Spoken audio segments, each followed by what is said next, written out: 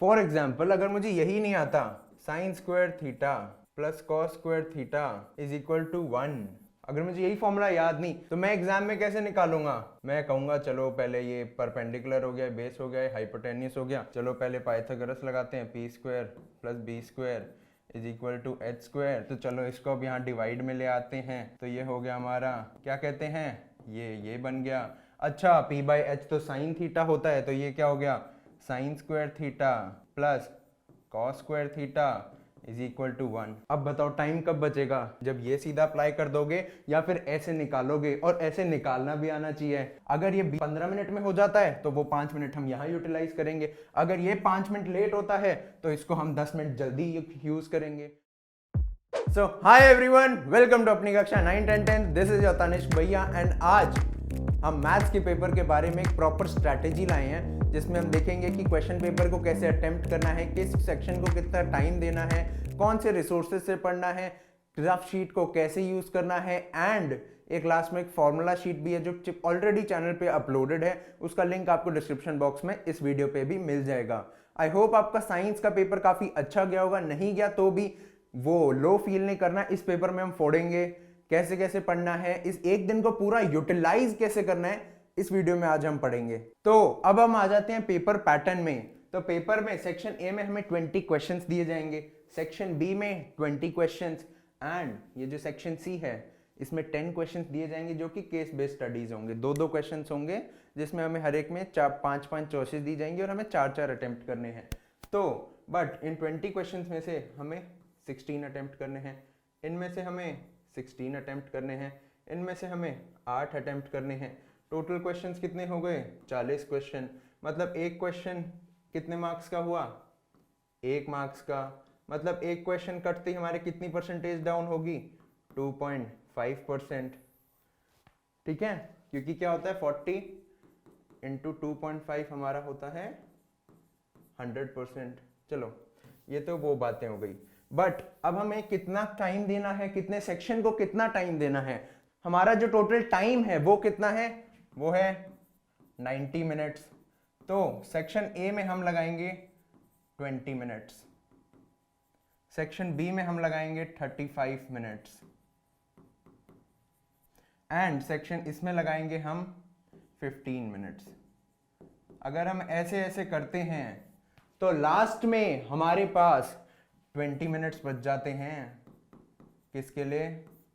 Revision के लिए। अगर आपको 100% स्कोर करना है, अगर आपको 40 आउट ऑफ 40 स्कोर करने हैं, तो ये लास्ट के 20 मिनट बचाना बहुत इंपॉर्टेंट हो जाता है। क्योंकि अगर आपने पूरा पेपर 90 मिनट्स में सॉल्व किया, बहुत हाई प्रोबेबिलिटी है कि 1 से 2 क्वेश्चन में पक्का कोई छोटी मिस्टेक हुई होगी। तो हमें इस हिसाब से चलना है। अगर ये 15 मिनट में हो जाता है तो वो 5 मिनट हम यहाँ यूटिलाइज करेंगे, अगर ये 5 मिनट लेट होता है तो इसको हम 10 मिनट जल्दी यूज करेंगे। बट पॉइंट ये है कि हमें पेपर 15 से 20 मिनट पहले खत्म करना ही करना है, अगर हम 100% की ओर स्कोर कर रहे हैं। ठीक है, ये बात समझ आ गई।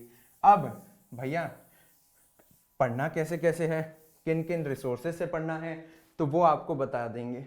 रिसोर्सेज में हमने चैनल पे बहुत एक्सटेंसिवली मैथ्स को पढ़ा रखा है। एक एक चैप्टर के भी 5-5 लेक्चर्स हैं, आधा घंटा के। जैसे ट्रिग्नोमेट्री का 1 शॉट है, राघव भैया ने पढ़ाया है आपको। ट्राइंगल्स का 1 शॉट है 1.5 आवर्स में, रियल नंबर्स 3 आवर्स में, पॉलिनोमियल्स 2 आवर्स में, pair of linear equations 3 hours में, प्रोबेबिलिटी 1 आवर में, and area related to circle 1 hour में। अब इन रिकॉर्डेड लेक्चर्स की एक बहुत अच्छी बात यह है कि रिकॉर्डेड लेक्चर्स में एक परफेक्ट थ्योरी दी जाती है हमें, और थ्योरी के साथ साथ जब क्वेश्चंस करते हैं तो क्वेश्चन से पहले हम पॉज कर सकते हैं कि किस क्वेश्चन को हम एक बार खुद ट्राई करके देखेंगे कि मुझसे क्वेश्चन क्यों नहीं बना, और जब टीचर ने किया तो उसने ऐसा क्या किया। ठीक है, अगर हमें सारे लेक्चर्स 2x या 1.5x पे देखें अब से, तो ये हमारे 6 घंटे में खत्म हो जाएंगे। अगर 1.5x में भी देखें 6 आवर्स में। और ये करने के बाद भी आपको लगता है कि नहीं और क्वेश्चन प्रैक्टिस करनी है, लेक्चर्स में सब कवर्ड है, एनसीईआरटी कवर्ड है, एग्जाम्पलर के क्वेश्चन से पीवाईक्यूज हैं, उसके बाद भी अगर कुछ क्वेश्चंस अगर आपको सॉल्व करने हैं तो इसके बाद भी अगर कुछ श्रद्धा है आपके मन में कि और क्वेश्चन सॉल्व करने हैं तो एमसीक्यू सीरीज भी है जिसमें काफी क्वेश्चंस कराए गए हैं, एक एक डेढ़ डेढ़ घंटे में। बहुत इंपॉर्टेंट एग्जाम्पलर आरडी हर जगह से क्वेश्चंस उठाए हुए हैं, तो क्वेश्चंस पिक करने का झंझट आपका नहीं हुआ, वो सारा करा दिया गया है। अगर अभी भी नहीं पढ़ा है कुछ तो पहले ये थ्योरी वाले पे जाओ, polynomials, trigonometry in one shot सब पढ़ाया गया है, कायदे से पढ़ाया गया है। कुछ नहीं पढ़ा तो भी समझ आएगा हमें, ठीक है, ये बात समझ आ गई। Next slide, how to use rough sheets. Paper तो हमारा एग्जाम में ऐसा दिखेगा, ये थोड़ा बोर्ड पे क्लियर नहीं दिख रहा है स्क्रीनशॉट, बट पेपर तो ऐसा होगा कि भाई 13 क्वेश्चंस हैं एक पेज में, तो पेपर में जगह नहीं है, हमें रफ शीट मिलेगी। रफ शीट में हमारी ये हो गई rough sheet, A4 size sheet की। क्वेश्चंस कैसे सॉल्व करने हैं, क्योंकि मैं ये मान के चल रहा हूं कि हम रिवाइज करेंगे बाद में, इतना हमें टाइम मिलेगा लास्ट के 10 मिनट। तो मान लो ये हमारा पहला क्वेश्चन है, ये हमारा पहला क्वेश्चन है, तो इस पहले क्वेश्चन की वर्किंग रफ वर्किंग 2 + 2 + 2 बताओ कितना हुआ, 6 हुआ ना। हाँ, ये जो रफ वर्किंग है ये मैं यहां करूंगा, बट मैं जो सेकंड क्वेश्चन है वो यहां बिल्कुल नहीं करूंगा, मैं यहां से स्टार्ट करूंगा, ताकि ये जो जगह है ये बची रहे जब मैं रिवीजन के ले आऊंगा और मुझे ये पता हो कि मैंने फर्स्ट क्वेश्चन की रफ वर्क क्या करी थी। मान लो फर्स्ट क्वेश्चन मेरा गलत होता है तो मैं पकड़ जाऊंगा कि देखो भाई ये मैंने ऐसे लिख रखा था, बट 2 + 2 + 2 मैंने 4 लिख रखा था। मतलब अगर आपके पास रफ वर्किंग है तो आप अपनी गलती को पकड़ सकते हो बहुत जल्दी, नहीं तो आपको क्वेश्चन वापस सॉल्व करना पड़ेगा। आप जाओगे फर्स्ट क्वेश्चन आंसर मार्क नहीं कर रहा, पहली बार कुछ गलत किया था या दूसरी बार वाला सही था या पहली बार वाला सही था, कैसे चेक करोगे? तो अरे यार 2 + 2 + 2 यहाँ 4 कर रखा है, गलत है, ये होगा, ये सही है, ऐसे करना है।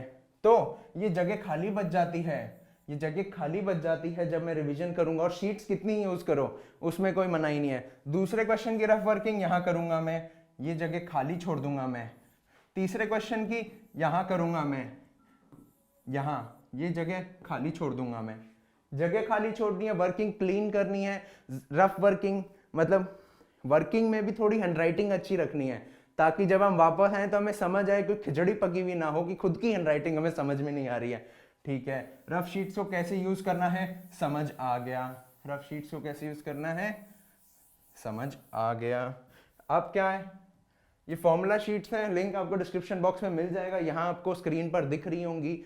सारे क्वेश्चंस, सारे चैप्टर्स जो हैं उनकी फॉर्मूला शीट्स आपको प्रोवाइड कर दी गई है, आप एग्जाम से पहले रिवाइज कर सकते हो। एंड मैथ्स इंट्यूशन के बेसिस पे चलती है ना।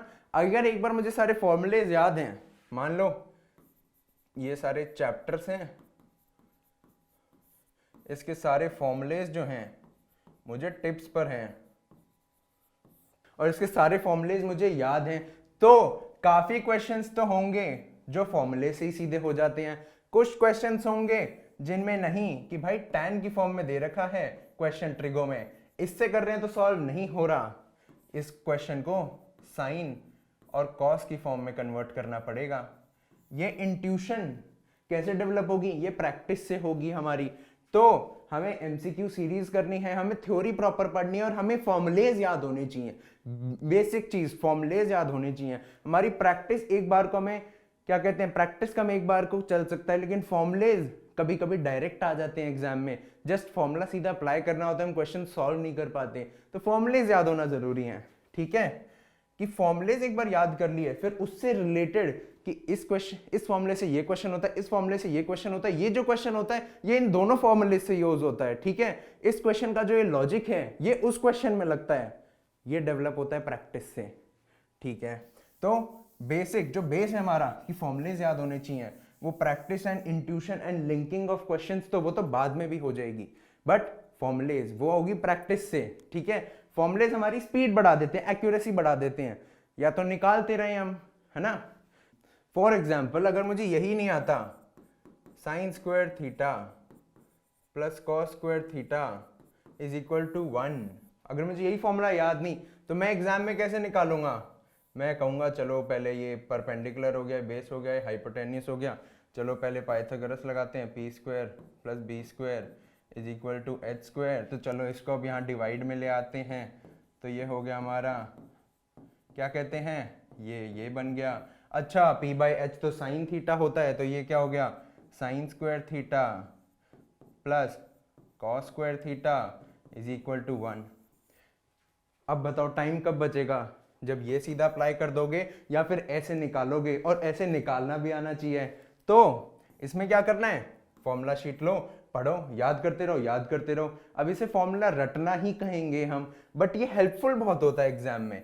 ऐसे बार बार निकालना पहली बात आना चाहिए, जो कि नहीं आता हमें काफी बच्चों को, और टाइम बचता है, टाइम ही सब कुछ होता है, स्पेशली एमसीक्यू पैटर्न में। तो आई होप आज की वीडियो से आपकी कुछ हेल्प हुई हो। एंड हमने क्या क्या सीखा आज के वीडियो में, कि रफ शीट्स कैसे यूज करनी है, रिसोर्सेज क्या क्या यूज करने हैं, एंड फॉर्मूला शीट कौन कौन सी यूज करनी है, पेपर स्ट्रैटेजी क्या है। तब तक के लिए चलते हैं, मैथ्स से बिल्कुल डरना नहीं है, पेपर फोड़ के आएंगे। हमें लेक्चर्स देखने 1.5x में, फॉर्मूलाज बहुत इंपॉर्टेंट हैं, पेपर स्ट्रैटेजी, कितने सेक्शन को कितना टाइम देना है, ये सारी चीज़ें बस थोड़ा सा ध्यान में रखनी है। एंड पेपर से पहले हमें स्लीप डिप्राइव नहीं रहना है, नींद बहुत ज़रूरी है, नहीं तो पेपर में वो परफॉर्मेंस एकदम पीक पे नहीं रहती है। तब तक के लिए चलते हैं, see have a good day, paper में फोड़ के आना है।